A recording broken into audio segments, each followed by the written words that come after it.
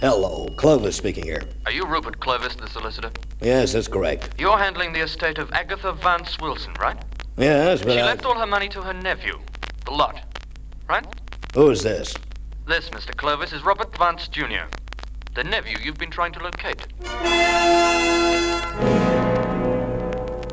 Inspector, the person we're seeking is nephew of the deceased whom she never saw.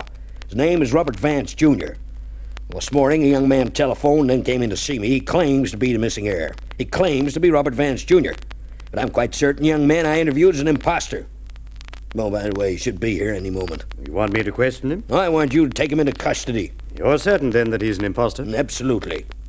Although my late client never saw her nephew, she did receive snapshots of him from time to time from her brother overseas. Who is also deceased. Is that correct? Yes, that's correct, Inspector. The nephew is Mrs. Wilson's only living relative. That's why he was left her entire fortune. There was, however, a condition. Oh, and what was that? The money had to be claimed within 12 months of my client's death. Otherwise, the money was to go to charity. But about the snapshots, Mrs. Wilson showed several to me. Her nephew is decidedly fair. The man who came to my office was dark. People do change over the years. Inspector, 12-month period in which the money had to be claimed ends this week. Oh, isn't it rather strange that after all our efforts, the missing man suddenly comes to light on the death knock, so to speak? Oh, that'll be him now. I told my secretary to send him straight in. Come in. Oh, come right in, Mr. Vance. Thank you. And this gentleman? I'm an inspector from the police department. Mr. Vance, I take it you can prove you are Robert Vance, Jr. You have a birth certificate. Oh, now, wait on, Inspector. Man doesn't go about with his birth certificate in his pocket. I'd have to send for it.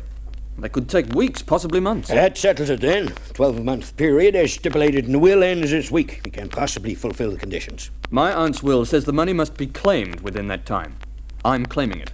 He has a point there, Mr. Clovis. You must give him time to prove his identity. I tell you, he's an imposter. How'd you know about the money?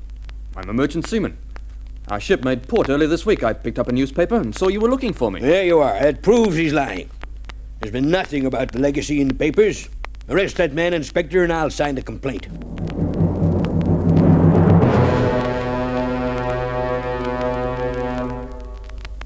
There's been nothing about the money in the newspapers, Mr. Clovis? Not a word.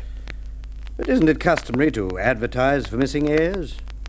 Yes, The truth but of the matter is that you've kept the matter of the legacy very quiet.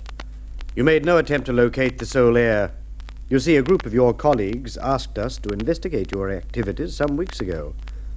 We found that if the rightful heir didn't claim the money, the charity it would go to was the Domestic Animal Benevolent Home, whose registered address is this office, and that you are the secretary-treasurer of the so-called home. But you're quite right about this young man. He isn't Robert Vance, Jr. Mr. Clovis, shake hands with Keith Jones, the youngest member of our department.